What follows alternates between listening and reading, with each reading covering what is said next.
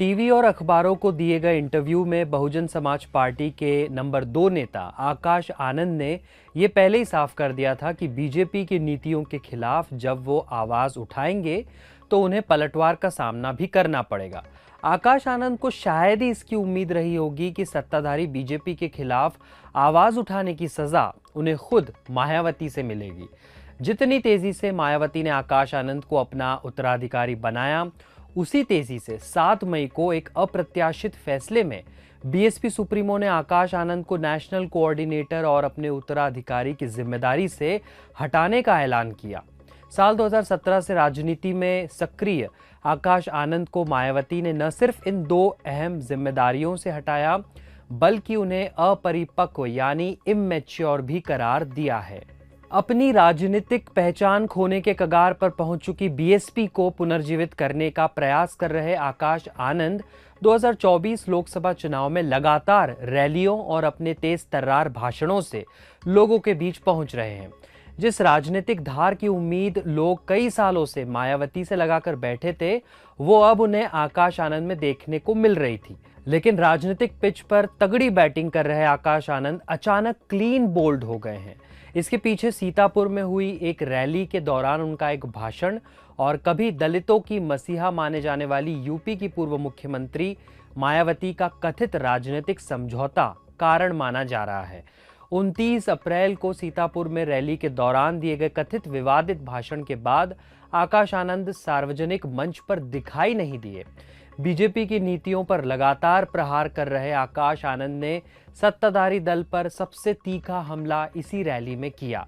सुनिए उन्होंने क्या कहा। भाजपा की सरकार बुलडोजर की सरकार नहीं, यह आतंकवादियों की सरकार है। अपनी आवाम को गुलाम बनाकर रखा है। ऐसी सरकार का समय आ गया है अब खत्म होने का। और यहाँ पर बहुजन समाज पार्टी की सरकार बनाकर बहन जी को प्रधानमंत्री बनाकर यहाँ पे उत्तर प्रदेश में बहुजन समाज पार्टी का राज कायम करने का।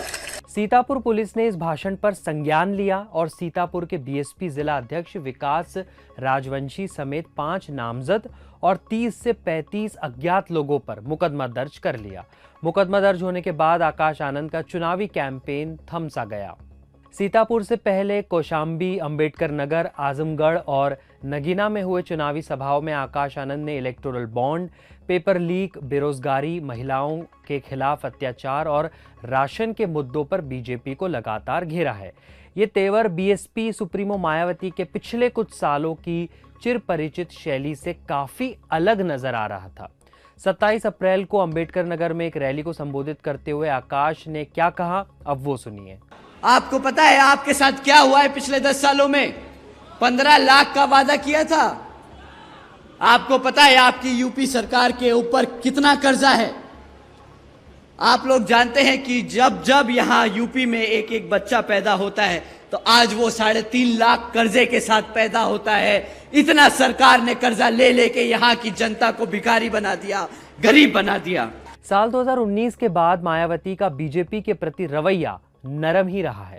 कभी ट्वीट तो कभी प्रेस कॉन्फ्रेंस के माध्यम से मायावती ने बीजेपी के ऊपर निशाना जरूर साधा, लेकिन उसकी धार वैसी नहीं थी जिससे बीजेपी को कोई परेशानी हो। आकाश आनंद इसी कमी को पूरा कर रहे थे।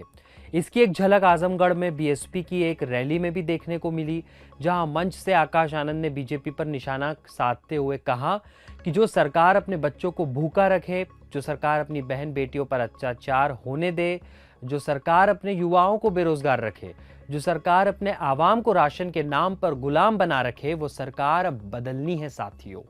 लेकिन मायावती की क्या मजबूरी रही होगी, अब ये समझने की हम कोशिश करते हैं। आकाश आनंद ने 2017 में राजनीति में कदम रखा। अपनी बुआ मायावती से राजनीति की एबीसीडी सीख रहे आकाश 2019 में सक्रिय राजनीति में दिखे, जहां उन्होंने मायावती की गैर मौजूदगी में चुनावी कमान भी संभाली थी। धीरे धीरे पार्टी के अंदर आकाश आनंद की जिम्मेदारियां और कद दोनों बढ़ता गया। लेकिन फिर मायावती ने उन्हें साइडलाइन क्यों किया? इसको समझने के लिए हमने यूपी के वरिष्ठ पत्रकार रतन मणिलाल से बात की है। उन्होंने कहा कि मायावती ने इतने सालों से आकाश आनंद को जो तैयार किया था, उसमें उन्होंने आकाश को जातीय समीकरणों के बारे में बताया होगा, कुछ राजनीति इतिहास बताया होगा और उसके साथ ही बीएसपी का जो राजनीतिक स्टैंड रहा है वो भी बताया होगा। चुनाव में भाषणों के दौरान आकाश आनंद ने वो बातें कह दी होंगी जो उनको राजनीतिक रूप से तैयार करने के दौरान उनसे नहीं कहा गया था। कुछ राजनीतिक विशेषज्ञों का मानना है कि आकाश को हटाकर मायावती ने उन्हें बचाया है और आकाश की अगुवाई में जो नेतृत्व तैयार करना चाहती है उसे एक और मौका दिया है।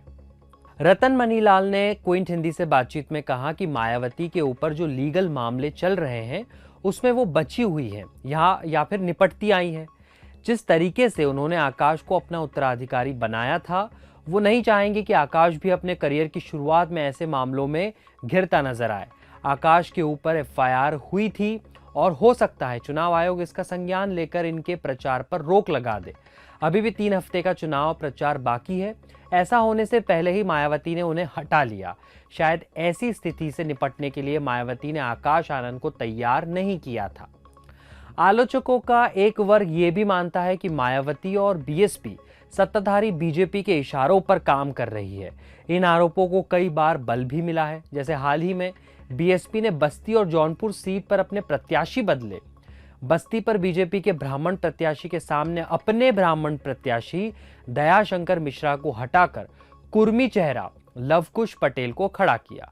जौनपुर में माफिया और पूर्व सांसद धनंजय सिंह की पत्नी श्रीकला रेड्डी की दावेदारी वापस होने के बाद पार्टी ने मौजूदा सांसद श्याम सिंह यादव को अपना प्रत्याशी बनाया। इन दोनों फैसलों में कहीं ना कहीं बीजेपी की स्थिति मजबूत होती दिख रही है।